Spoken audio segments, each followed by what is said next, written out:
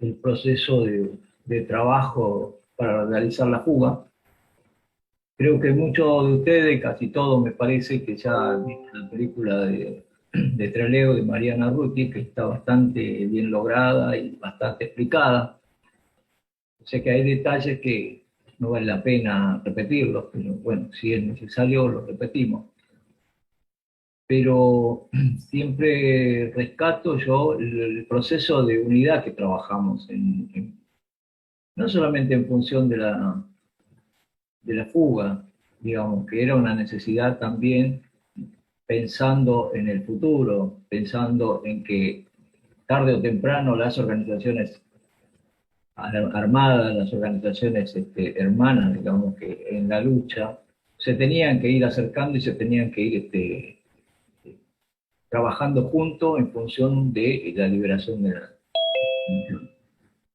Eh, las diferencias son conocidas, digamos, mayormente tiene que ver con el peronismo, fundamentalmente. Algunos métodos puede ser que no que tengamos algunas discrepancias, pero en realidad el peronismo era lo que más nos, nos separaba, pero eran organizaciones que trabajaron juntas en muchas de las operaciones que se trabajaron, que se hicieron en el país, en algunas ciudades se hicieron juntas, o sea, había coordinación, había encuentros, o sea, había una relación de organizaciones hermanas, más allá de las diferencias, la lucha nos estaba uniendo en función de armar un espacio más amplio. Yo creo que eso fue lo que nos marcó mucho a nosotros, el, el trabajo de fortalecer la unidad también con un trabajo político que se hacía dentro de la cárcel. Este, eso creo que, digamos, la necesidad de fugarse siempre está en todos nosotros. La necesidad de fugarse o buscar la libertad por cualquier medio, eso siempre lo hicimos, porque es algo que llevamos implantado de siempre. Entonces, eh, como nos pusieron en ese penal de máxima seguridad, teníamos que pensar en una salida diferente. Ya el lugar era demasiado lejano, demasiado eh, inhóspito. Era muy difícil que una organización montara un aparato inmenso para poder sacarnos de ahí. Entonces tuvimos que trabajar en función del trabajo por dentro, o sea, la fuga tenía que ser desde adentro. Eso lo trabajamos desde el primer día que llegamos ahí, porque digo, no porque, ¿por qué veníamos de ahí? Porque, digamos, en el caso mío, yo arribo a Rawson a raíz de la fuga de Urquiza, en la cual se fueron 15 compañeros de ese penal. Y a raíz de eso deciden el traslado de los presos políticos a Rawson. Ahí caímos nosotros de Tucumán, cayeron los compañeros de Córdoba que estaban planificando otra fuga y que se les voló porque a raíz de la fuga de Villurquiza le desmantelaron los planes que tenían en la cárcel del Causado de Córdoba. Así que había que replantear nuevamente otro tipo de fuga. Y ahí fue que empezamos a trabajar en conjunto. O sea, todas las organizaciones tenían, por lo menos básicamente las tres organizaciones estas tenían un plan de fuga o una idea de plan de fuga. Entonces, había que trabajarlo en conjunto, era lo más sabio, lo que más se podía hacer. Eh, yo creo que como decís vos, Guido, digamos, podemos 50 años después, 40 años después, no sé cuántos años después, 49 años, este, hablar de errores y todas esas cosas. Yo creo que no hay que hablar de eso. Digamos, podemos hablar, pero no va a cambiar absolutamente nada. Nada. Digamos. Si pudiéramos cambiar algo, que cambiaría el celular por una sábana, ¿me entendés? Tendríamos mejor comunicación que hacer una señal con una sábana y no verla. Entonces, entonces es demasiado, no sé, muy difícil eso de cambiar los hechos a tantos años y decir, bueno, hubo errores acá, hubo errores allá. Siempre vas a encontrar errores. Y no es la excusa. Yo creo que hay que buscar qué es lo que nos une, qué es lo que nos llevó a buscar la unidad, cómo la trabajamos. Y eso ponerlo en función del hoy, porque no cambiaron las cosas. Cambiaron un montón de cosas, pero el eje sigue siendo exactamente el mismo. Entonces, ¿cómo hacemos? Siempre la misma pregunta. ¿Cómo hacemos nosotros para recuperar esa enseñanza que nos brindaron los compañeros de Rawson y Trelew? Yo creo que ahí está la discusión y la enseñanza que nosotros sacamos. El peronismo siempre fue frontista, siempre. Entonces, el peronismo no nace de una semilla pura y se desarrolló. El peronismo tuvo frentes en todos los lados. Entonces yo creo que hay que volver a la fuente. La fuente es esa. ¿Qué es lo que queremos y hacia dónde vamos? Entonces, podemos tener diferencias y eso no nos puede impedir desarrollar proyectos, programas o visión de conjunto para ir hacia adelante y no retroceder en buscar la quinta pata del gato para ver si en esto coincidió o no coincidió. Los planes generales son los mismos. Nosotros tenemos un enemigo común, tenemos la oligarquía, tenemos los grupos económicos, y ellos no tienen problemas, ellos se juntan siempre. Somos nosotros los que no nos juntamos. Entonces, me parece que si esto lo podemos poner en debate y buscar una salida que nos sirva a nosotros, como llevando adelante el ejemplo de los compañeros de Trelew, lo que dieron los compañeros de Trelew y miles de compañeros que cayeron en toda esta lucha, yo creo que ahí es donde está el problema que nosotros tenemos que ir hacia ahí. Ese es digamos, yo pienso siempre que el recuerdo está bien, listo, podemos recordarlo todo el tiempo.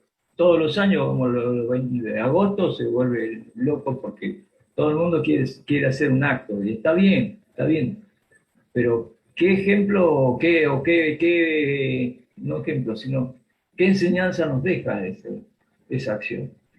Yo creo que esa es la cosa que tenemos que ver, cómo lo hacemos, entre todos, salvando un montón de diferencias. Vuelvo a insistir que hoy nos dividen un montón de gente de proyectos y con todos lados, pero tenemos un hecho común, tenemos un frente común, trabajemos en ese frente común, no dejemos de lado las diferencias, pero pongámosla en términos secundarios. El objetivo principal es otro. Me parece a mí. No sé si esto va a ser charla, debate o qué, pero hasta ahí llegaría yo más o menos en este análisis que hago, pero creo que eso yo rescato eso como ejemplo. Está bueno. Bueno, yo coincido un poco, obviamente, con lo que plantea el Ciele respecto a la unidad. Cada vez que hablamos de Rawson, que hablamos de Trelew, hablamos de dos cosas muy concretas y muy claras, que es el tema de la unidad y el tema del sentido colectivo. De lo que fue ese hecho, esa acción, digamos, de hace 49 años en Rawson, el 15 de agosto, y lo que ocurrió después en el 22 de agosto con la masacre de los compañeros. En el tema de la unidad, Bueno, una cosa que habrán observado que como estamos cerca de los 50 años, por suerte, han hablado más compañeros de lo que habitualmente aparecemos para la fecha del 22 de agosto y empiezan a aparecer algunas polémicas que me parece que son interesantes y que le incorporan a la revisión de un hecho histórico como el de Trelew otros temas que a lo mejor en estos 48 años no se han ido planteando, no se han ido tratando. Después yo los enumero por lo menos lo que he leído en estos 10 días. El tema de la unidad, yo caigo en septiembre del 71 en la provincia de Tucumán. Nosotros teníamos ahí un plan de fuga que era el penal de Villa Urquiza, ahí estaba Urteaga, ahí estaba el Cele Carrizo, en ese penal, y participábamos con todas las organizaciones que estaban en Tucumán. Obviamente el ERP, estaba un compañero de la FAL, estaban los Uturuncos que participaban y todavía existían en la provincia de Tucumán, participaba la FAR y participaba Montoneros.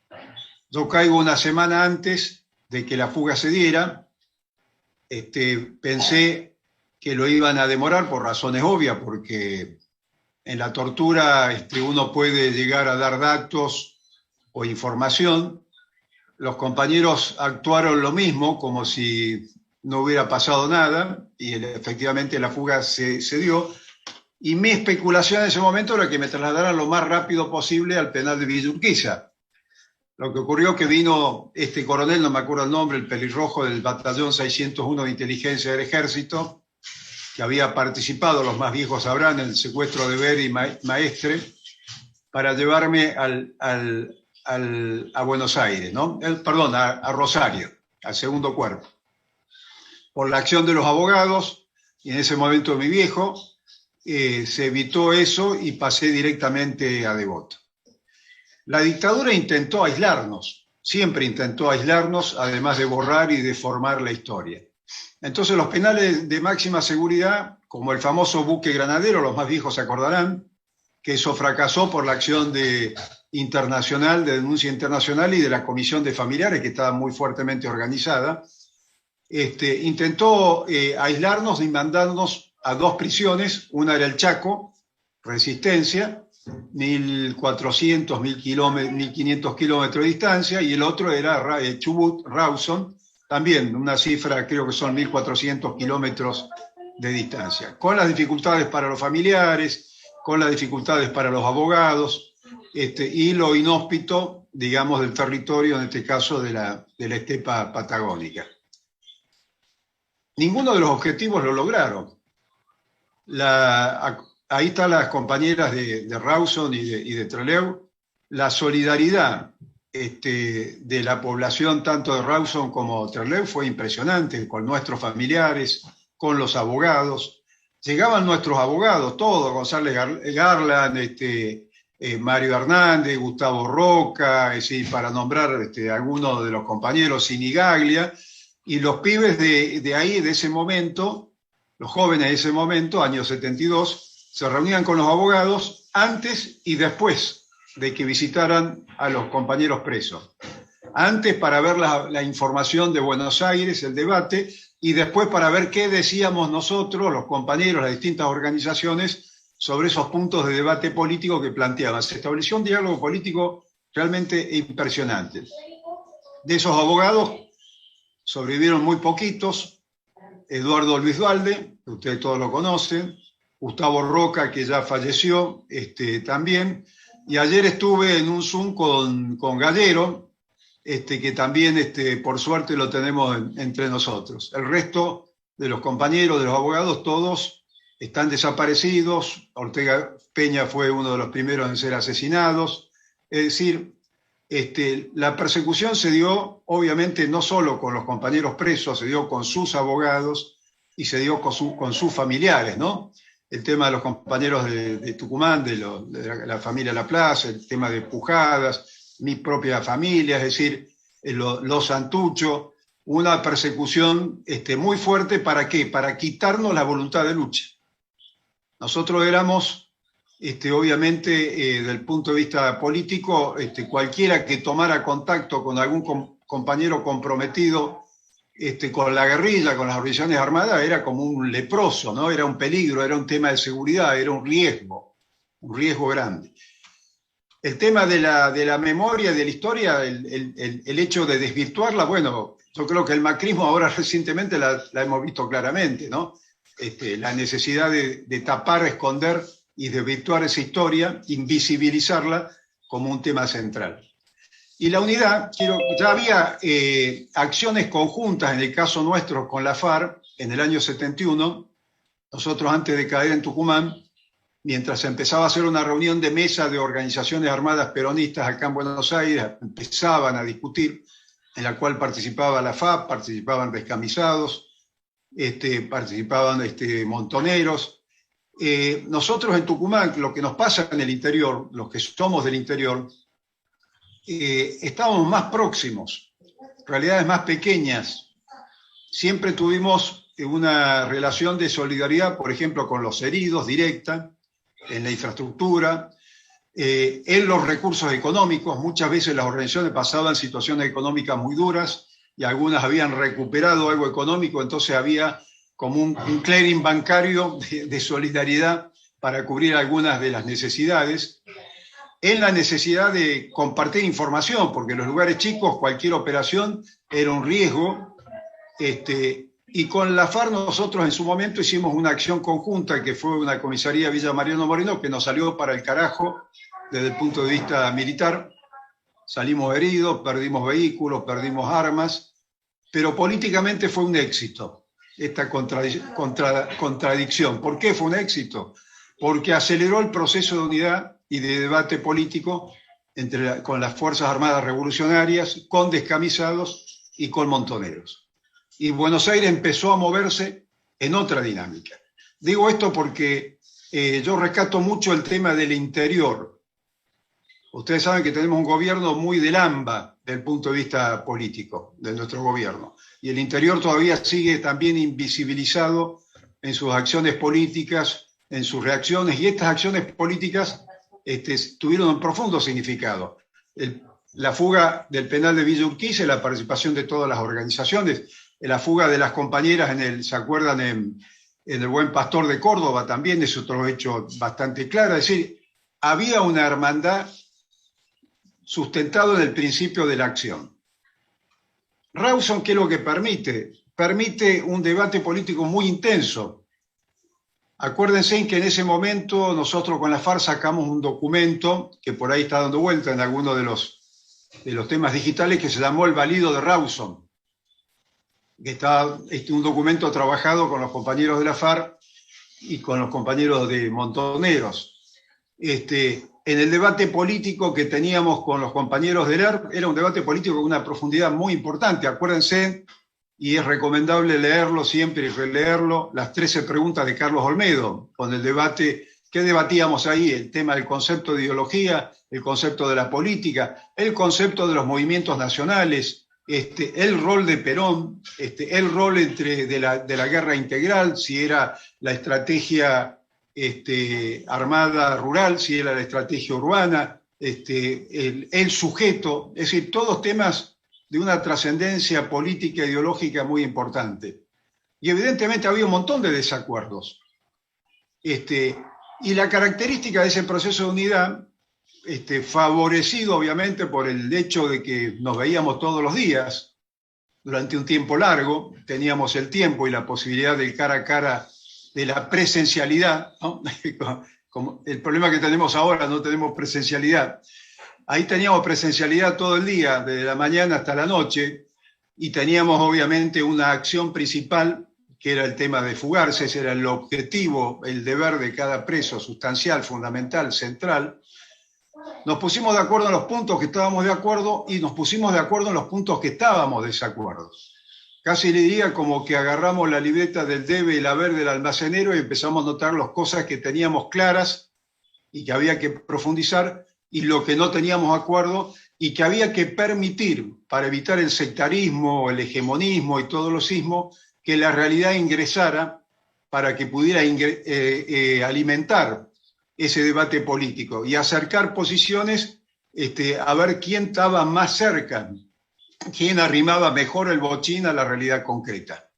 Bueno, eso nos permitió sacar el sectarismo entre nosotros. El otro tema, evidentemente, que favoreció enormemente fue lo que decía el CEL, el tema de la política de formación de cuadros adentro del penal. Mezclamos todas las organizaciones, pero no solo las armadas, mezclamos las organizaciones gremiales, porque ahí estaba Agustín Tocos preso, estaban los compañeros Citran preso, estaban los compañeros de Fotia preso, había dirigentes estudiantiles presos, es decir, más de 200 presos políticos de distintas peligrosidades, pero todos peligrosos, porque si estaban en Rawson o estaban en el Chaco, eran todos compañeros y, perdón, me estoy olvidando algo fundamental, compañeras.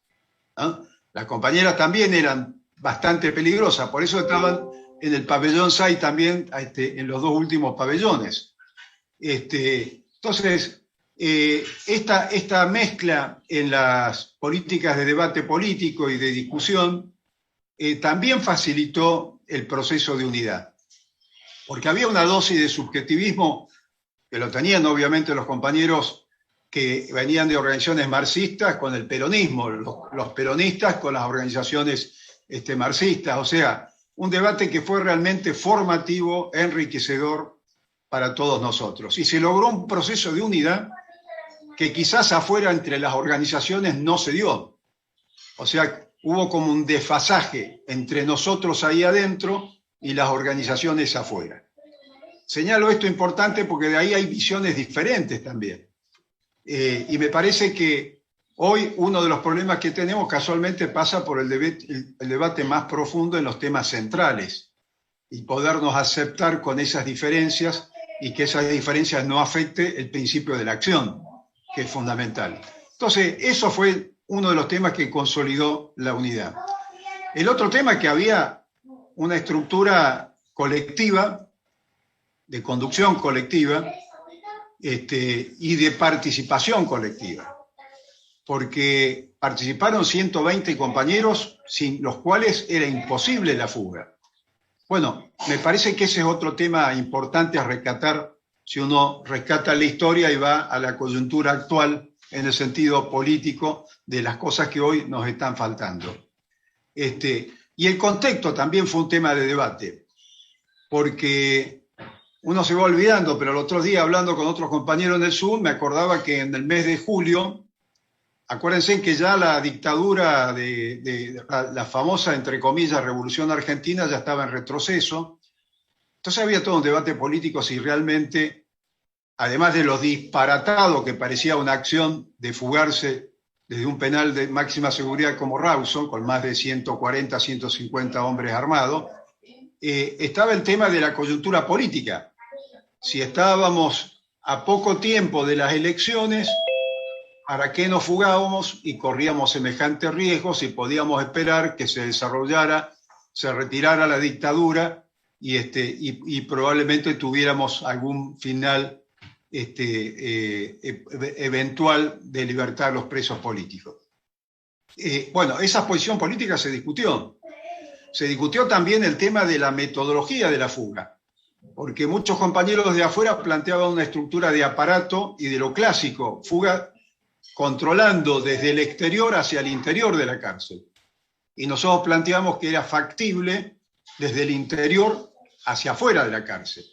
Y porque había un principio de masa, que uno lo puede llamar así, que era que siempre aparecen las fuerzas represivas algún guardia cárcel, algún miembro de las fuerzas represivas sensible al campo nacional y popular. Cuando nosotros fuimos a Cuba y vimos la historia de este hombre que después del asalto al Moncada, que fue una debacle según Fidel, digamos, una acción militar que fue muy dura, pero con una victoria política muy importante. Bueno, Fidel lo salva también un hombre de la Guardia Nacional de Batista, sin lo cual Fidel lo hubieran asesinado y no hubiéramos tenido Fidel Castro. Bueno, acá participa un guardia cárcel peronista que había estado cuando estuvieron presos en el 55 Cámpora, y es el que permite ingresar un uniforme militar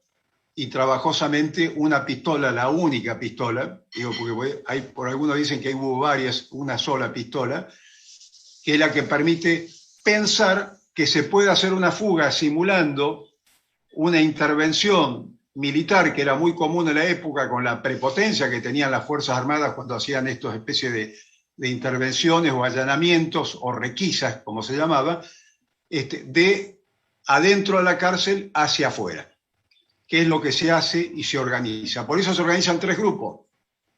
Un primer grupo reducido, que es el que abre un poco cada una de las compuertas. Un segundo grupo que permite que el primer grupo no pare, pueda avanzar permanentemente y se hace cargo de lo que va dejando en las aperturas y en las reducciones. Y un tercer grupo que consolida toda la acción y controla la cárcel. Eso en 10 minutos. 12 o máximo 15, no más que eso. No podía ser más para coordinar con esos tiempos. Y bueno, y se hace bien. Ahora, lo más sencillo que fue la señal, lo que menos uno ejercita por ser obvio, por ser sencillo, es donde se comete el error por lo cual los compañeros de afuera observan y piensan que la acción no se hizo. También un aprendizaje, ¿no? Lo más complejo uno lo ejercita, lo reproduce, lo repite, lo analiza, y nos falla un tema de ese tipo. Pero el penal se controló totalmente. El único inconveniente estuvo en la última guardia, los que conocen el penal de ingreso, que este guardia cárcel Valenzuela identifica a una de las compañeras, saca su arma, bueno, y cae abatido por el grupo de compañeros que toma la última guardia de seguridad. Yo me lo encontré al padre si alguno estuvo, cuando se hacen los 40 años de lo de Trelew y el primer juicio, ¿no? Después de 40 años, el juicio, el padre me preguntaba simplemente quién había tirado primero. Esa era su pregunta, ¿no? Y entendía, digamos, el tema de lo que había ocurrido con el tema de la fuga nuestra. Pero bueno, son hechos difíciles en ese momento. Pero el tema colectivo, vuelvo a la idea, sin esa participación colectiva, esa fuga es imposible porque no se podía obtener toda la información necesaria como para determinar que se podía realizar. Y lo que siempre remarco, no se filtró una sola información, a pesar de que había 120 hombres y mujeres que participaron en esa acción. Eso refleja la calidad de cuadros políticos y la integridad de los compañeros que estábamos.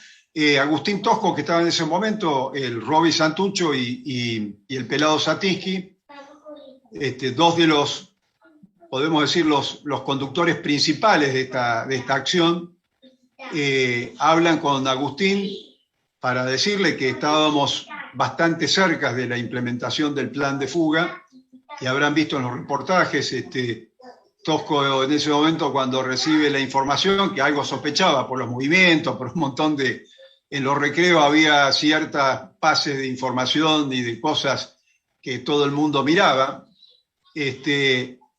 simplemente dice: yo no me puedo fugar, mi rol es otro, mi función es otra, ¿qué es lo que tengo que hacer? ¿No? Y a mí me quedan de la fuga 2 cosas muy simbólicas. Una, la conferencia de prensa de los compañeros en el aeropuerto, que me parece que es un legado realmente histórico y es un poco un mandato, y la despedida que hace casualmente Agustín Tosco a voz de capela, que lo habrán escuchado, esa grabación está en las redes, despidiendo a los compañeros que fueron masacrados en la base Almirante Sar, ¿no? 2 hechos que son realmente trascendentes. Y después el principio de acción, frente a ese debate político donde una dictadura se estaba replegando y venía una apertura democrática. Bueno, la línea argumental nuestra en ese momento era que no había que permitir la retirada ordenada del enemigo, que había que desordenar esa retirada. Si el enemigo a la dictadura se retiraba ordenadamente, más nos iba a condicionar políticamente el gobierno democrático que venía a partir del 25 de mayo del 73. Hoy, si lo vemos con el macrismo, ¿no? Todas las condicionalidades con el tema del endeudamiento y todos estos temas, y el tema de el enjuiciamiento a estos responsables de estos últimos 4 años de Cambiemos, tiene que ver también, y es un debate que lo tiro como título, digamos, a discutir y a analizar. Bueno, esto más o menos lo que les puedo plantear. Lo que sí fue impresionante es la actitud de nuestro pueblo, porque si bien fue un golpazo el asesinato de nuestros compañeros, los familiares podrán decirles, y los que de alguna manera venimos de esa época, lo que fue la recepción de nuestros compañeros caídos en cada una de las provincias. Fue una participación y un compromiso de nuestro pueblo realmente impresionante. Nosotros nunca imaginábamos que cada uno de nuestros compañeros tenía ese significado político en el seno de nuestro pueblo. Lo vimos en los entierros, lo vimos en las movilizaciones, lo vimos en el crecimiento de todas las organizaciones, fue un crecimiento exponencial. Yo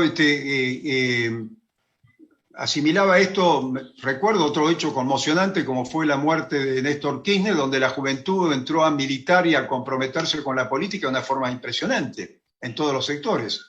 O sea, fueron golpes muy fuertes, pero que tuvieron un correlato de reproducción política, de participación política, de compromiso político, que realmente solamente se da en los hechos históricos, ¿no? Aún aquellos dolorosos.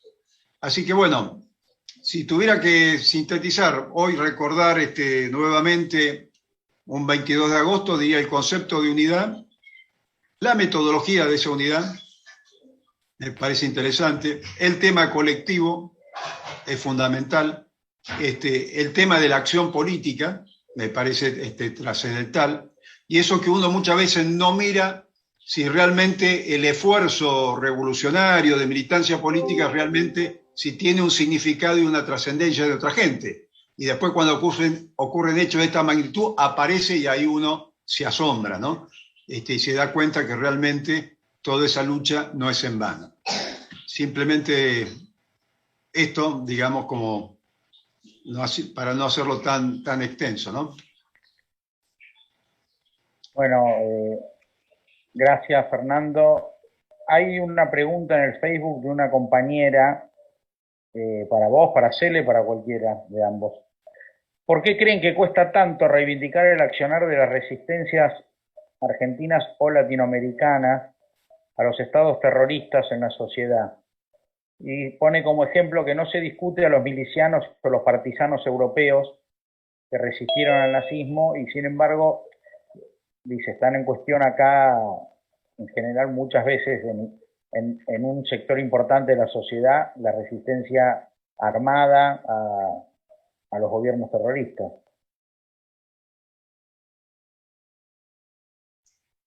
¿Quién contesta? ¿Cele?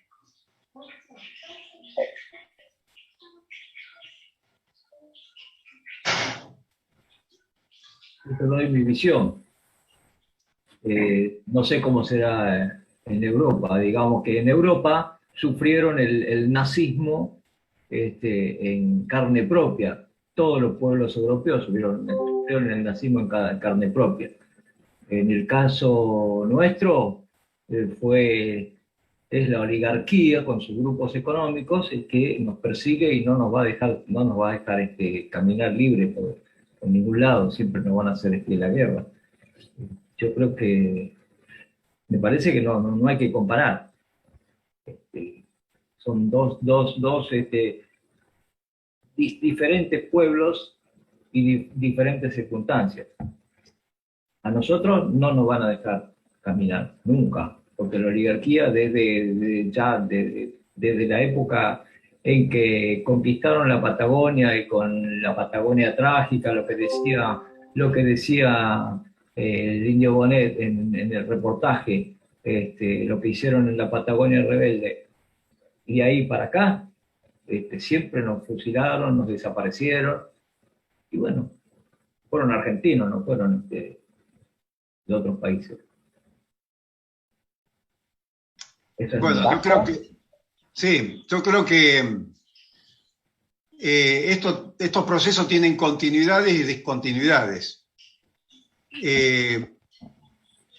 A nosotros, por ejemplo, para tirar alguna de las continuidades, a nosotros nos juzgan en esos momentos el Camarón Federal, no sé si se acuerdan.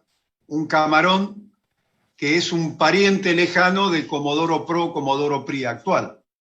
Bueno, si retrocedemos a 1955, están los tribunales de la época de Aramburu Roja, la Revolución Libertadora, todos estos nombres cínicos, ¿no?, que utilizan, que también juzgaban a toda la dirigencia y pusieron en prisión dirigencia sindical y política del peronismo.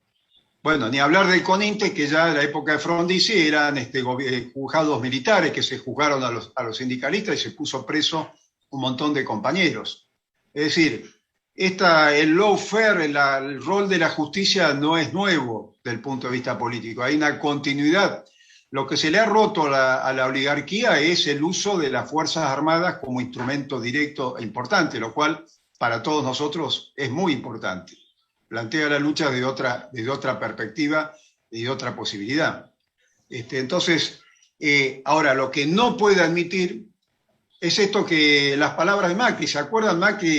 El enojo por los 70 años que viene este país, que no pueden llegar y erradicar el movimiento nacional y popular, el peronismo en su base esencial, ese nacionalismo popular revolucionario de los movimientos nacionales que tiene existencia real en nuestro país, y esa disputa entre los modelos económicos que no está resuelto. Esto que decía Aricó, sigue este empate histórico todavía en la Argentina, todavía seguimos peleando, y estos modelos con continuidades y discontinuidades lo teníamos. Lo que dice García Linera, estos flujos y reflujos, ¿no? Lo que pasa es que los reflujos de la oligarquía van durando menos. La dictadura en Bolivia, que derroca a Evo, le duró 1 año y meses, y ahora están presos. Banzer duró 7 años y después fue presidente con la elección de votos populares. Es decir, hemos ido avanzando, aunque no parezca, desde el punto de vista de un modelo de país y de un modelo de América Latina diferente. Y desvirtuar la historia es fundamental, o invisibilizar la historia es fundamental para el enemigo, porque obliga a toda una serie de perder el eje de dónde está el enemigo principal. Es fundamental, porque eso hace que uno se contraponga en política, se divida, no tenga esto que estamos planteando, el tema de la unidad. Voy al tema del frente de todos. Nosotros tenemos un frente electoral con un gobierno de coalición, que por suerte nos permitió derrotar y desalojar al macrismo del gobierno. Ahora, como frente electoral, si ustedes nos preguntan, uno no está conforme con todas las cosas que está haciendo nuestro gobierno. Creemos que hay que profundizar una serie de cosas. Ahora, tampoco le podemos exigir a un frente electoral más de lo que el frente electoral tiene o puede. Hay que llevar ese frente electoral a un frente nacional y popular. Ahora, para llevarlo a un frente nacional y popular, si uno mira el campo popular y nuestro accionar, tenemos que decir, a nadie le alcanza con lo que tiene. A nadie le alcanza con lo que tiene. Nosotros reagrupamos una fuerza, armamos una agrupación, como hacemos todos los militantes. Causa Nacional, armamos un grupo técnico, el Grupo Bolívar, tenemos FIPCA como una estructura que planteamos, que nos parece en el debate fundamental, que hay que tener una política hacia las Fuerzas Armadas y una política hacia las Fuerzas de Seguridad, que no le podemos entregar la fuerza de seguridad a la policía porque nos va a pasar lo de Evo Morales, lo tenemos acá a la vuelta de la esquina, esa experiencia política, pero no nos alcanza. Los 30.000 compañeros, cuando recorremos las provincias, nos damos cuenta que hay ausencias muy importantes, de calidades muy importantes. Y vemos que cada uno en su agrupación tiene compañeros de ciertas capacidades. Ahora, aislados estamos perdidos. Entonces, si no tenemos la capacidad de unirnos desde el punto de vista político, tener una política de poder y armar eso que planteamos como una figura, ¿no? Es un cuarto espacio dentro del frente de todos que dinamice esta política, y vamos a estar en problemas para el 2023. Entonces, Este es un poco, si uno mira lo de Rawson y mira la coyuntura, dice es el desafío que tenemos, con las diferencias que tenemos. No significa sepultar las diferencias, pero permitir que la práctica vaya de alguna manera también acompañando esa discusión teórica que hoy existe dentro del frente de todo, dentro de esta coyuntura. Lo mismo que decimos con el tema de la democracia. Los otros días un compañero decía, en el 74 teníamos entre el 4 y el 8% de índice de pobreza. 74. Pasado una dictadura, pasaron 37 años de democracia y tenemos 43, 44%. Si no problematizamos, si no interpelamos la democracia, estamos en problemas, porque es muy difícil explicarle eso a los jóvenes. El tema de la política como acción transformadora, y tenemos responsabilidades todos. Los que tuvieron el gobierno y los que no tuvimos el gobierno. Los que tuvieron el gobierno, obvio. Y los que no tuvimos de gobierno porque no supimos organizar algo alternativo. Entonces, ese tema es uno de los temas, digamos, importantes o fundamentales del debate. Máxime cuando tenemos una coyuntura en América Latina que empieza a ser favorable nuevamente. Es decir, un contexto internacional fundamental de condiciones subjetivas en América Latina distintas. El proceso chileno realmente es llamativo y fundamental. El hecho que tengan una mapuche al frente de la constituyente es el castigo que se merecen. Lo menos que se merece el pinochetismo es ese castigo. Y una mina con una capacidad impresionante, además de su origen mapuche. Entonces, hay un proceso de transformación en América Latina importante y la Argentina tiene que estar a la altura de ese proceso y tiene que aportar en ese proceso. La recuperación del gobierno de Bolivia en menos de un año es significativa, es demostrativa. El tema de este maestro que apareció, como apareció Néstor Kirchner, por fuera de las previsiones políticas, nadie lo esperaba. Son fenómenos políticos de un continente que está en discusión y en ebullición. Entonces, el tema de la Argentina de acá al 2023 para nosotros es un tema más que importante, estratégico. Y la unidad, en ese sentido, nos parece imprescindible. Y ahí está el tema de esta idea política del armado de un cuarto espacio. Y para eso tienen que borrar la memoria, tienen que invisibilizar la historia, tienen que deformar la historia, tienen que hacernos discutir de la foto, de cualquier cosa que no sea lo esencial y lo fundamental. Eso es lo que creo, ¿no? Bien. Creo, ahí el compañero Julio López me pide la palabra. Julio, desmuteate.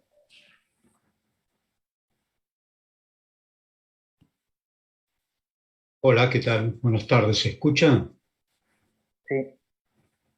¿Qué tal? Perfecto. Buenas tardes a todas y a todos. ¿Qué tal, Fernando? ¿Cómo están? Seren. Yo decía que me parece esta última participación del Vasco, parece muy importante, ¿no? Como continuidad, parte de la base que sentó Cele anteriormente.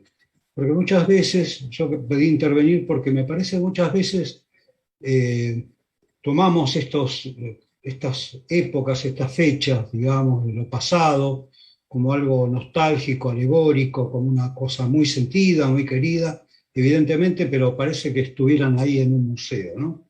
Cuando en realidad, como dijo el Vasco, acá hay continuidades y discontinuidades en la historia, y hay muchas cosas que no han cambiado. La contradicción principal sigue existiendo, liberación o dependencia, patria o colonia, eso sigue existiendo, como sigue existiendo la necesidad de la unidad del pueblo para confrontar. Por eso me parece que ese es el debate, digamos, que nos puede traer y la enseñanza que nos trae Trelew, los que nos traen los compañeros que participaron en la fuga y los compañeros de aquellas organizaciones. Si no, nos quedamos un poco como que los tenemos ahí estratificados en la historia. Y no tomamos en cuenta esto que decía el Vasco, el lawfare existió siempre, existió, a Perón le hicieron lawfare, ¿no? Es la persecución judicial, del robarnos la identidad y la historia, 18 años de persecución, de ahí el nacimiento de las organizaciones armadas, de las organizaciones populares, con un salto en calidad en la lucha. Entonces me parece que de eso se trata, digamos, ver en todo caso, desde esa perspectiva histórica, cómo es la continuidad, entonces cuáles son los elementos que hoy son los principales y cómo tenemos que actuar, cómo nos tenemos que organizar. Lo que decía el Vasco, digamos, hoy tenemos un frente imperfecto, es un frente electoral, pero hubo muchos frentes revolucionarios, el frente argentino fue, digamos, una conjunción de diversos sectores, para nosotros el más conocido, lo que era la Organización de Liberación de Palestina, con una cantidad de organizaciones a su interior, con una cantidad de contradicciones hasta hoy. Entonces, digo, esto tiene que ver con esa pregunta que muchas veces se hace, ¿qué pasó? ¿Qué es lo que falló? Lo que falla son la naturaleza de la lucha que se va dando y lo que se va, digamos, las tácticas y la estrategia que se toman a cada momento. Así que a mí me parece que lo que tenemos que debatir, de mi parte, lo que me gustaría escuchar de los compañeros, en todo caso, es esto, ¿no? Hoy por hoy, esta situación y cómo es lo que más o menos podemos llegar a percibir como un futuro imaginado, ¿no? Como un futuro posible, y en función de eso, qué tácticas o qué es lo que tenemos que hacer en este presente para arribar. Es decir, en su momento hablábamos las organizaciones del socialismo nacional, del nacionalismo popular revolucionario, un capitalismo de Estado, etc. Digamos, hoy hay que plantearse hacia dónde queremos ir y cómo se contribuye dentro de este frente electoral, digamos, para avanzar sobre estos experimentos neoliberales como el macrismo, que es más que el neoliberalismo, es algo mucho peor, digamos, fue, digamos, las mismas tácticas de la dictadura sin ser la dictadura, porque utilizaron exactamente la misma metodología.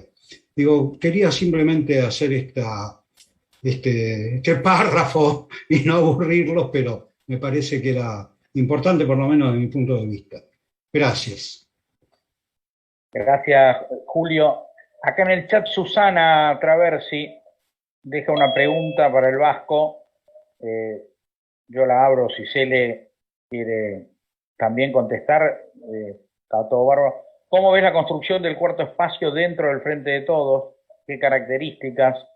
¿Qué papel le asignás a la práctica en los territorios para empujar esa construcción? Es decir, ¿es la práctica en los territorios la que salda las diferencias y dirime las cuestiones teóricas, incluso las referencias? Bueno, qué fácil, pregunta, Te la hizo fácil. Qué pregunta. Si encontramos la respuesta, nos ponemos a trabajar rápido. Esto es un debate. Nosotros somos militantes igual que ustedes y creemos que en este proceso de unidad es absolutamente refundacional. Es decir, no hay nadie que tenga la posta ni tenga la verdad absoluta. Entonces, eso lo tenemos que ir desarrollando en la práctica, con la experiencia, errores y aciertos, como toda experiencia, pero ir viendo cómo vamos construyendo. Cuando uno tira esta idea loca del cuarto espacio, ¿qué estamos diciendo? Nosotros fuimos parte del AI 2019 en su momento y creíamos que había muchos compañeros que decían que había Macri hasta el 2023 porque las cifras económicas del 2017 a Macri le daban y la elección última le daban. Entonces había como un bajón político, casi anímico, de que no había, que era una derrota no táctica, no era perder una batalla, se había perdido la guerra. Y el año 2019 significó un estado anímico importante de construcción. Ahora, la necesidad de la alianza electoral, de la realidad concreta, de lograr este frente electoral que incluya a los compañeros que habían jugado con Randazzo, aliados que habían denostado al kirchnerismo, a Cristina y a Néstor y a esos años tan importantes de recuperación de derechos, como fue el caso de Massa, volverlos a reincorporar en un frente electoral. Nos permitió nada menos que el triunfo. Ecuador perdió por no hacer la política de alianza del punto de vista electoral y tiene un presidente que es el CEO de la valorización financiera, del proyecto de la valorización financiera del neoliberalismo, en su máxima expresión, porque además tiene la economía dolarizada. Lo peor que podía pasar. Se dividieron los pueblos originarios de una alianza estratégica. Y se trata de un compañero que tiene todos los estudios y toda la ciencia en la cabeza, ¿no? Porque no le faltan carreras ni análisis. Y es un dirigente y un líder popular. Bueno, Cristina eligió en una maniobra política inesperada conformar este frente electoral. Con los problemas que tiene este frente electoral. Con los problemas que tenemos, por ejemplo, en el tema de la falta de participación en la elección de los candidatos. Salvo los distritos del conurbano amarillos, que son de Cambiemos, donde se ha dado la posibilidad de un debate interno y de paso y de participación, el resto ha sido, como decimos, en estructuras cerradas. Se han elegido. Por suerte, tenemos cabezas de fórmula en la provincia de Buenos Aires que son buenos compañeros, pero no hay participación, no hay debate. Por eso hay una apatía, no sé si ustedes la observan, en este proceso electoral. No solo por la pandemia. Estamos todos ahí medio esperando a ver cómo viene la mano. Y yo creo que va a haber, vamos a ganar las elecciones. Yo tengo por ahí una expectativa, siempre tengo la manía del optimismo, de estar cerca del 8% en la provincia de Buenos Aires, pero muchos compañeros dicen que vamos a estar más cerca del 4%. Y el 4% nos coloca en diputados aicitos, con necesidad de poroteo nuevamente. Entonces, la reforma del Ministerio Público, ahí, complicada. La posibilidad de avanzar estructuralmente, la reforma de la ley de entidades financieras, que todavía duerme hace muchos años en democracia, está ahí. Y si no le rompemos la columna vertebral al tema financiero, ¿cómo carajo vamos a avanzar? Y vamos a resolver los problemas que tenemos. Si estamos poniendo en las LELIC una enormidad de recursos económicos que duplica, triplica lo que podemos poner en el tema social. Estamos financiando a la valorización financiera a los bancos una cantidad de recursos impresionante. Obsceno, diría. Entonces, ¿cómo cambiamos esa relación de fuerza? Que es la que hay que cambiar. Y bueno, yo la crítica que haría es que el nivel de participación no me pareció el adecuado, pero sí tengo absolutamente claro que lo principal es ganar la elección. Y quisiera que la ganemos con el 8 o 9% para tener la mayoría en diputados, la mayoría en el Senado Provincial de Buenos Aires para que Axel pueda avanzar. Después vemos la diferencia que tenemos. Entonces, el cuarto espacio es eso. Pensamiento crítico, aspiro una voz que pueda plantear y dinamizar ese debate político. Y en eso nosotros reconocemos el liderazgo de Cristina, indudablemente. Seríamos absurdo no ver el panorama concreto. Y sabemos que hay algunos compañeros que pueden cuestionar eso, pero ese cuestionamiento no puede inhabilitar este proceso del armado de este espacio político que está más fuera del gobierno que adentro. Entonces, y tenemos 2 años de acá al 2023. Y después de octubre, un poco la pregunta que nos hacemos nosotros como militantes políticos es que después de noviembre, ¿qué? ¿Cuál es la respuesta? ¿Después de noviembre qué? ¿Cómo avanzamos?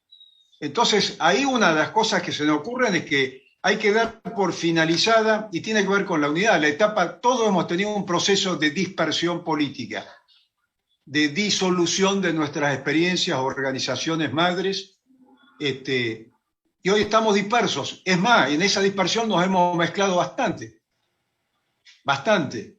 Bueno, hay que ponerle fin a la etapa de la dispersión. A lo mejor fue una necesidad, y hay que empezar a pensar en la etapa de un reagrupamiento ordenado desde el punto de vista político. Y ese reagrupamiento es necesariamente fundacional, refundacional. Tiene que converger todas las experiencias políticas, sin hegemonismo interno, sin internismo, sectarismo del punto de vista político, y en esta forma sencilla, metodológica que decíamos que se dio en Trelew, que para mí Trelew tiene además el valor que se mezclaron sangres. Entonces, para mí no hay diferencia ideológica o política en ese hecho. No la puedo encontrar, digamos. Está llevada al máximo nivel de entrega de lo que puede hacer un hombre o una mujer por su país.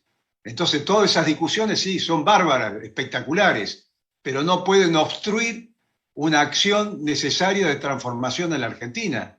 Y creo que ese cuarto espacio le puede aportar al frente de toda una dinámica política. Y una voz que hoy no está, que está dispersa. Todos estamos siguiendo las distintas enunciados, características, editoriales, pescando con las redes, con un nivel de información impresionante, pero estamos en esa búsqueda. Entonces creo que hay que integrar eso desde el punto de vista político. Los viejos podemos aportar algunos conceptos, algunos temas de la historia, pero hay que dejar un legajo a las nuevas generaciones importantes. Nosotros ya somos setentistas de 70, estamos pegando la curva. Y cuando hablamos de los compañeros, dicen, ¿viste qué le pasó a fulano? ¿Qué? Y mirá, se murió por tal cosa. ¿Viste Mengano? Me hace acordar a mi vieja, cuando mi vieja decía, ¿te acordás de la porota? Sí, mamá. Ah, bueno, falleció tal cosa. Bueno, generacionalmente nos queda poco kilometraje. Y es natural, es biológico. Bueno, ¿qué dejamos? Y ahí digo el mandato que tenemos los viejos de esta generación, que no se entregó en ningún momento, que peleó 2 dictaduras militares, que peleó un proceso muy complicado de 73 al 75 con estructuras paramilitares, con las 3A. Como acá estábamos en zonas urbanas, se llamaban Alianza Anticomunista. En Nicaragua eran los pericuacos, eran los grupos paramilitares que hacían con Estados Unidos y con las dictaduras militares para desestabilizar el proceso revolucionario en Nicaragua. Pero lo de siempre, en Afganistán, lo conocemos. Es una película que ya la vimos y tenemos el cuero, toda esta generación, al margen donde estuvimos cada uno de nosotros, ya tiene el cuero duro. Pasaron situaciones límites. Bueno, ¿qué aportamos?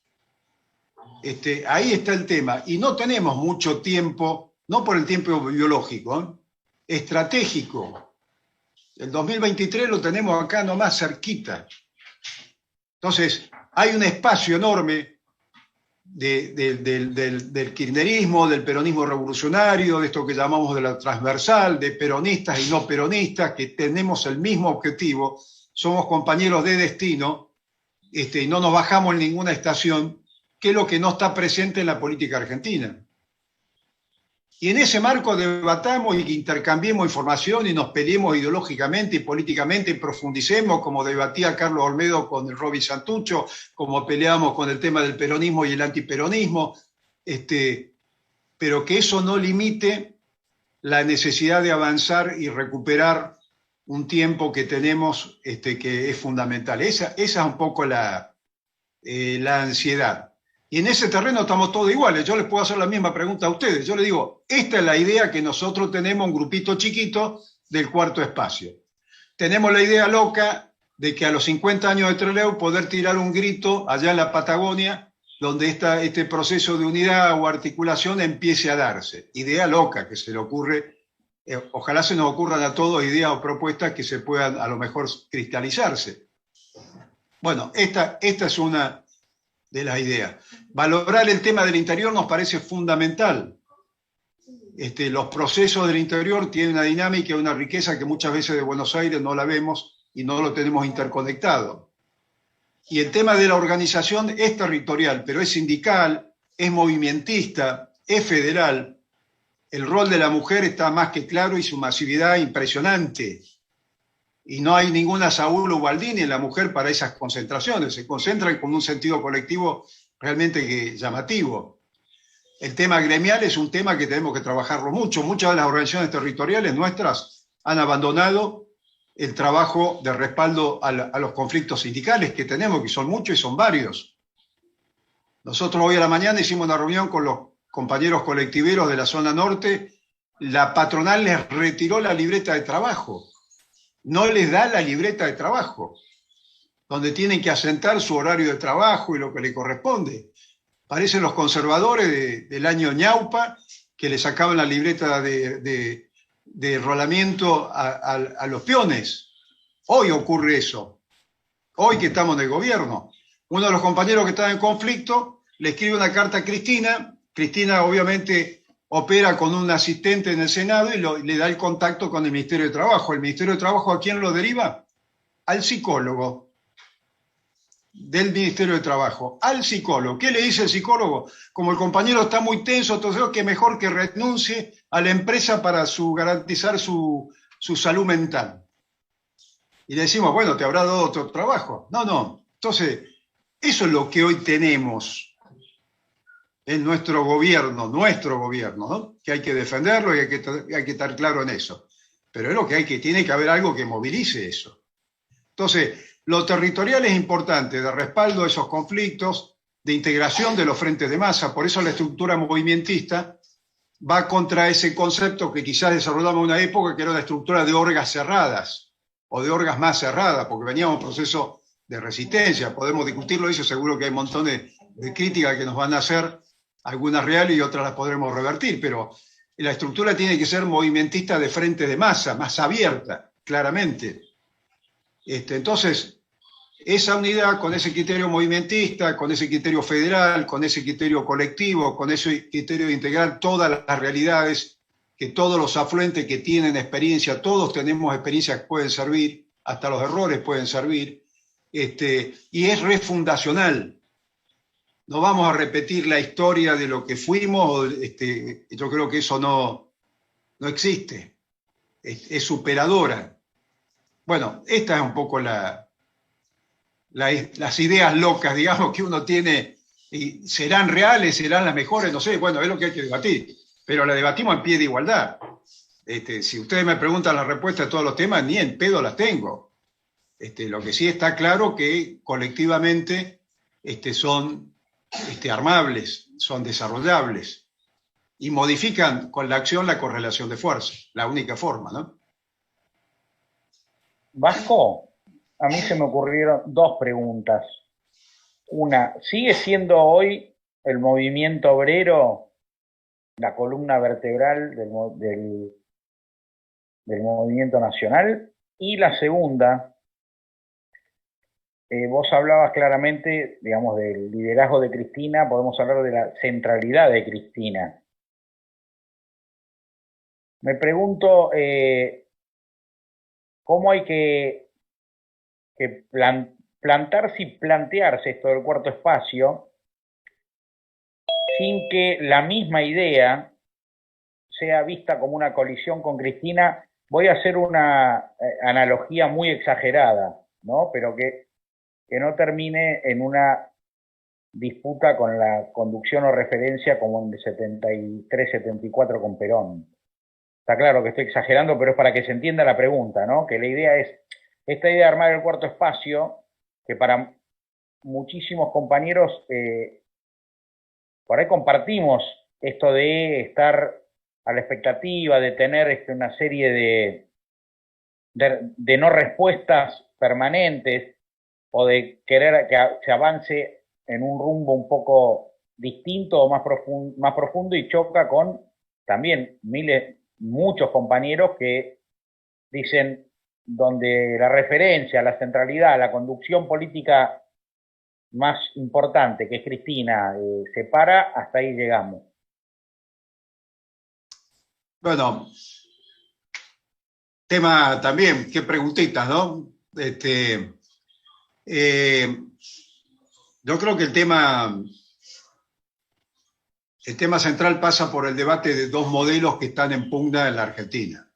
Ahí está la centralidad, ¿no? Entre este modelo de valorización financiera, que es el capitalismo del desarrollo del neoliberalismo que tenemos hoy en día, que concentra la economía y la riqueza de una forma realmente impresionante en la Argentina y en el mundo, y ese modelo de país que podemos llamarlo de sustitución de importaciones, que ha tenido distintas expresiones y desarrollos y logros, ¿no? De economía mixta fuerte, con un rol importante en la época del peronismo, del 45 al 55, todavía no superado por ninguno de nuestros gobiernos, ni igualado, digamos, por los 12 años de recuperación de derechos que tuvimos con Nertos y Cristina, que recuperó la acción política y valorizó la política como objetivo de transformación, pero que no rompimos todo el proceso de concentración económica. Todavía nos faltó ese tema y es muy importante.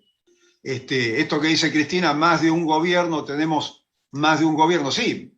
¿Cuántos gobiernos? No sé, depende de la fortaleza que tenga el campo nacional y popular. Y en el tema de los liderazgos, yo creo que eso se resuelve siendo conscientes de los criterios de representatividad. Nosotros tenemos que sacar esa herencia neoliberal no solo del individualismo, del caudillismo, sino de los operadores políticos. Y tenemos que jerarquizar el principio de la representatividad, si no estamos fritos. Porque sean más amigos las lapiceras o más enemigos como las que teníamos o peleamos contra la burocracia política o sindical, es el mismo problema. Vos acordate que cuando nosotros planteamos la cuarta rama en la década del 70, había 3 ramas dentro del peronismo, lo que venimos del peronismo, ¿no? La rama femenina, la rama sindical y la rama política.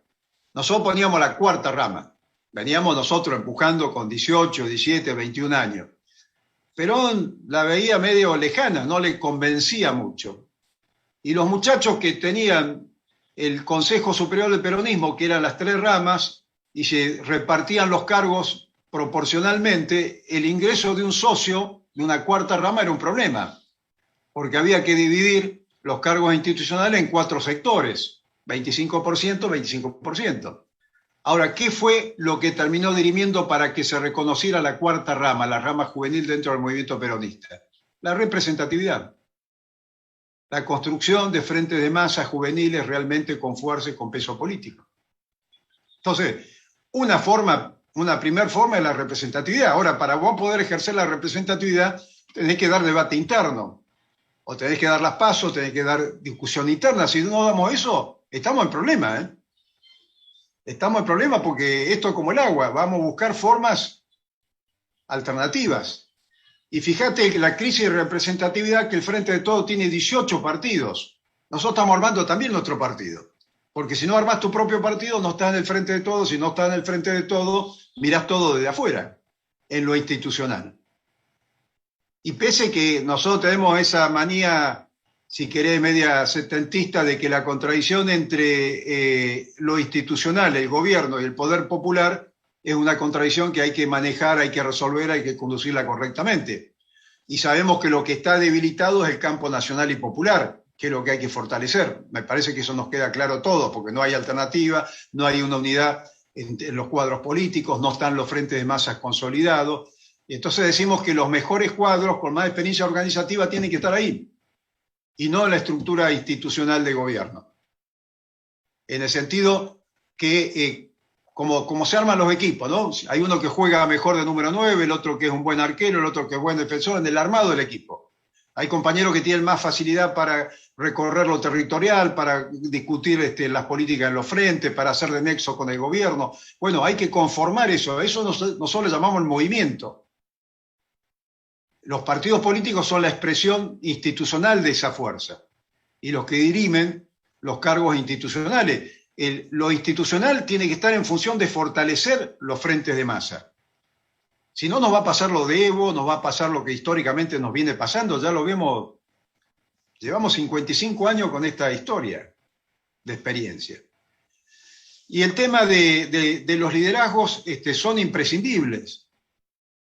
La peor época nuestra de acción política fue la del 76 al 83, donde no había liderazgo institucional, entonces hacer un trabajo político te costaba un Perú.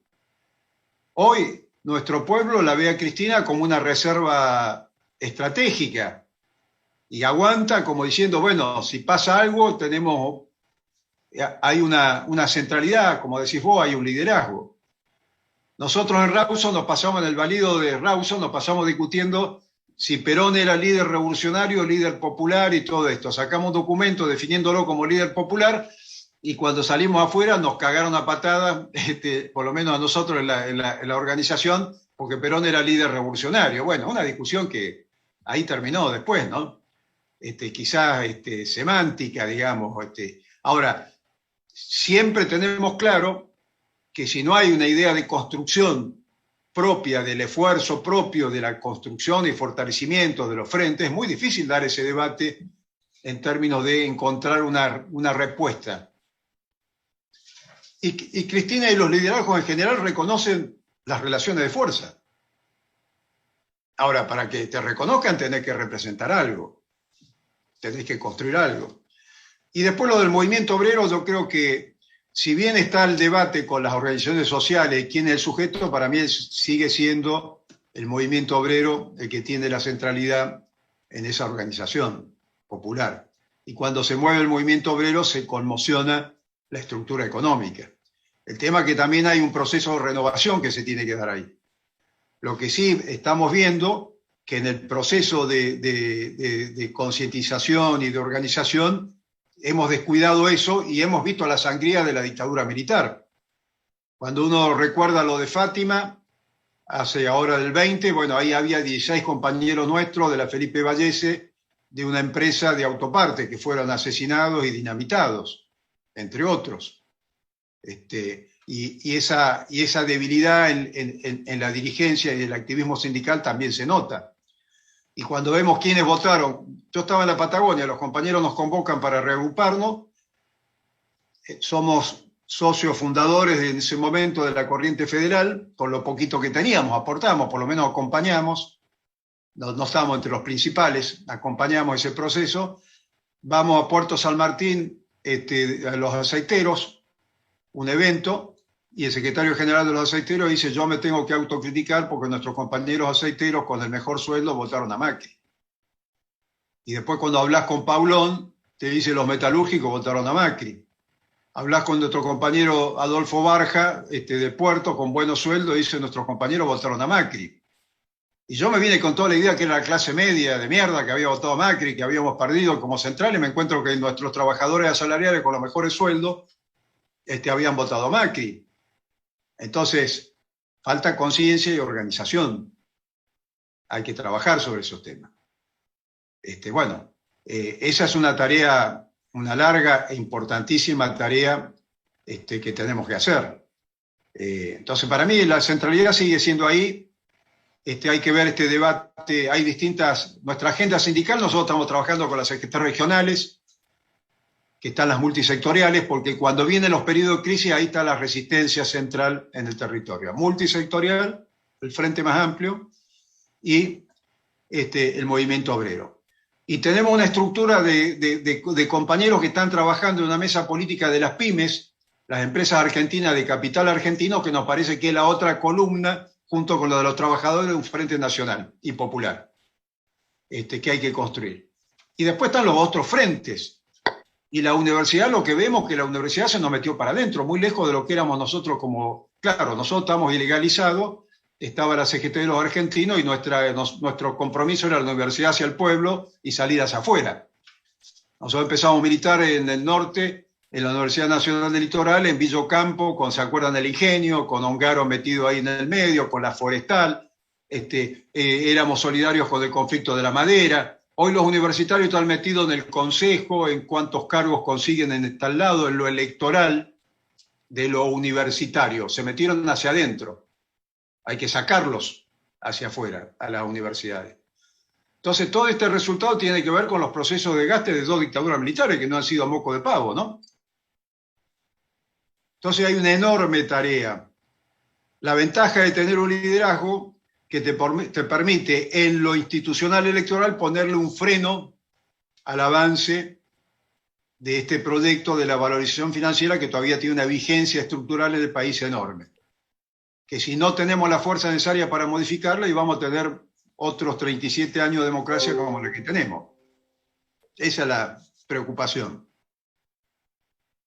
Y el cómo, hay que ver el carro andando y estar arriba para ver cuáles son los caminos más correctos que la práctica vaya indicando, ¿no? No se me ocurre otra, la verdad. Sí, un poco que nos dejen subir al carro, ¿no? También, a veces decimos que... Nunca pedimos permiso. Nunca pedimos permiso. No, por eso. Siempre... Una de tus últimas reflexiones cuando lo del movimiento obrero, que comentaste, lo de aceiteros, metalúrgicos, portuarios. Yo viví esa experiencia con un metalúrgico puntualmente la Navidad de 2015, lo mismo, que votó a Macri, pero me dijo que en su fábrica, que eran 500, mayoritariamente habían votado a Macri en Córdoba. Y vos, tu reflexión, si es la clase media o el movimiento obrero, yo creo que hay que rediscutir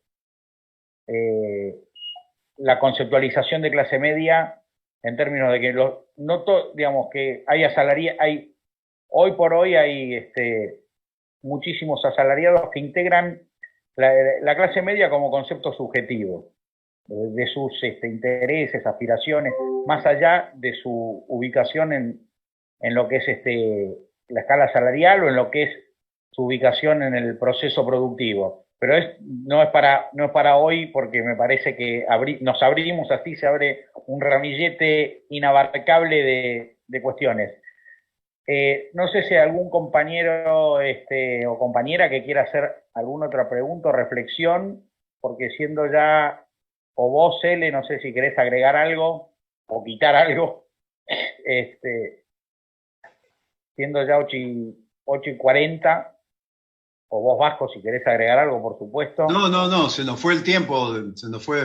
Ese tema que vos decís es un tema, nosotros estamos discutiendo con el Cachorro Godoy, la CTA autónoma, y te diría que no hay síntesis, pero bueno, hay distintas opiniones, pero bueno, hay que empezar a profundizar el debate y llegar hasta donde el debate lo permite, eso es así, ¿no?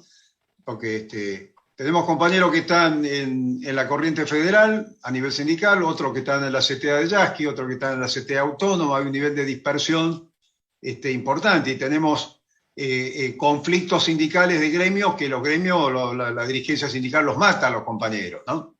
Y cuando van al Ministerio de Trabajo se encuentran con esta sorpresa. Así que bueno, ese es un debate importante. Sí. El de las orgas sociales es otro debate importante.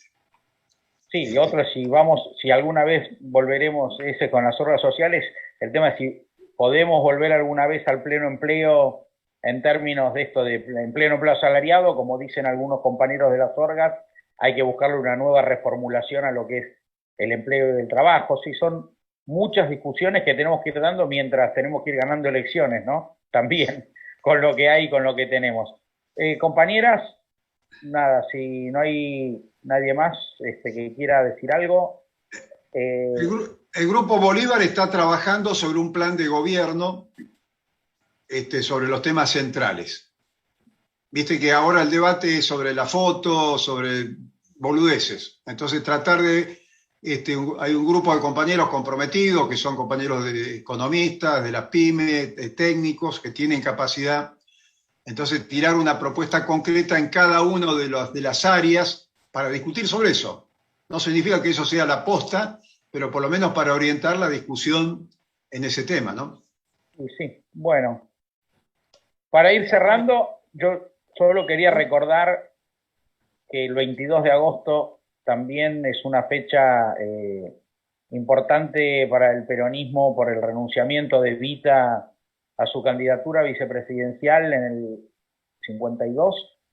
Y en estos días también es una fecha aciaga porque el 22 de agosto Onganía cerró la mitad de los ingenios azucareros de Tucumán y puso a una provincia que tenía una dinámica económica, social interesante, empujante, la puso patas para arriba, y tengo para mí que Tucumán no pudo dar vuelta a esa página de la historia 60 años después, lamentablemente, y son esas cosas que hacen las dictaduras, como la ley económico-financiera de Martínez de Oz, que después nos cuesta, también esa la tenemos hace 40 y pico de años, y años luchando, y nos damos de jeta con eso. Pero son justo 3 acontecimientos, por lo menos, los como efeméride del 22 de agosto. Compañeras, compañeros... Guido, discúlpame, acá el compañero Jorge Moreno tiene la mano levantada, quiere bueno, compartir algo. Jorge, desmuteate. Sí, ¿qué tal? Sí, estoy desmuteado. No, quería hacer un comentario nada más a los protagonistas de ese día del 22 de agosto. y a los familiares que veo que hay algunos conectados. Si no les parece que, por ejemplo, que la historia es un lugar de lucha, también es un lugar de militancia, y si no tendrían que escribir algo, actualizar eso, porque en las editoriales está ganando, en la librería está ganando la derecha. Si uno se mira las librerías, los libros que van saliendo, son todos defensores de la dictadura. Entonces, y yo creo que de este lado hay poca respuesta hacia eso. Y no solo la librería, que por ahí uno puede decir, bueno, no hay mucha gente que lea libros, cosa que no creo que sea así, sino que los que escriben esos libros también son invitados a los programas de televisión. Y creo que en este momento hay una sola voz que se escucha sobre la última dictadura, pero también las anteriores, y es la voz de la derecha y la voz de los represores. Si no creen los protagonistas que tendrían por ahí que escribir o publicar cosas sobre esa época y dar otra versión de los hechos que no es la que se está dando en la actualidad.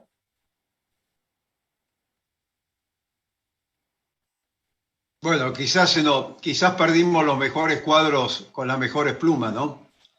Eso también me parece que se siente. Yo te diría que en el tema de si uno para escribir es medio... ¿no? O sea, hay que tener capacidad para sentarse a escribir y el tiempo también. Y entre las cosas que uno tiene que hacer y destinar, nosotros estamos más en el tema de la acción. Es cierto que falta lo que vos decís, pero hay materiales dando vuelta, ¿eh?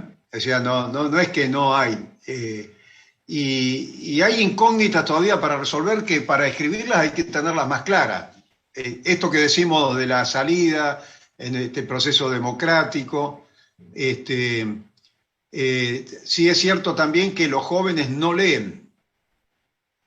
Los jóvenes leen poco. Es un tema preocupante. Y se comunican con formas de audiovisuales y de consignas muy sintéticas, ¿no? Pero sí, bueno, nos falta... Hemos perdido unas cuantas plumas importantes en el análisis, pero supongo que debe haber compañeros con capacidad como para hacer la lectura de las prácticas. Ahora, eso tiene que ver con la unidad también. No estamos conectados entre nosotros mismos. No analizamos las prácticas políticas que cada uno tiene. La experiencia anterior era juntarse en la mesa y decir cómo te fue con tal conflicto, cómo resolviste tal problema, socializábamos la práctica, jugábamos con las cartas abiertas y podíamos confrontar cómo le fue a uno en una provincia, cómo le fue al otro, cómo está el tema del trabajo sindical tuyo, cuáles son las dificultades que tenés. Esa falta de conexión que tenemos entre la militancia política es un tema complicado. Todos tenemos pequeñas verdades en pequeñas realidades. Eso también es un tema a resolver, me parece, ¿no?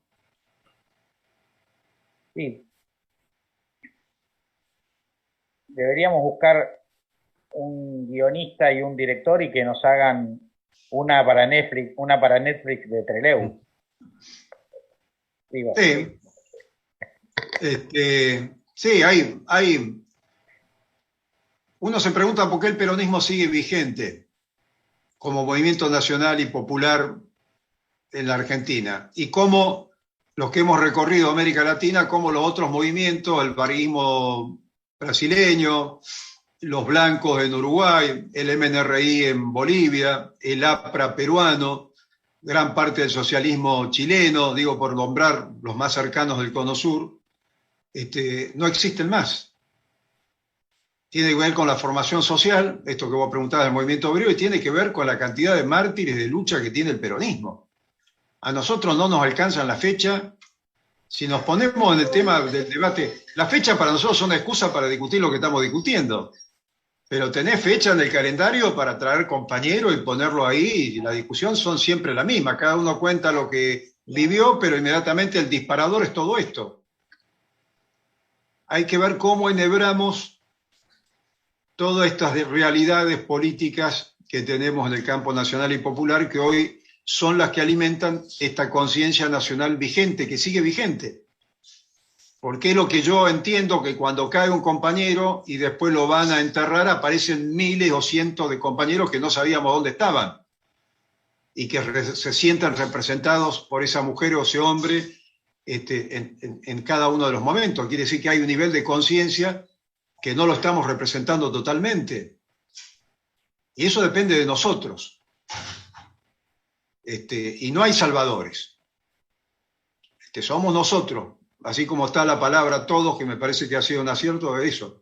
El famoso nosotros del cual hablamos siempre como militantes históricamente.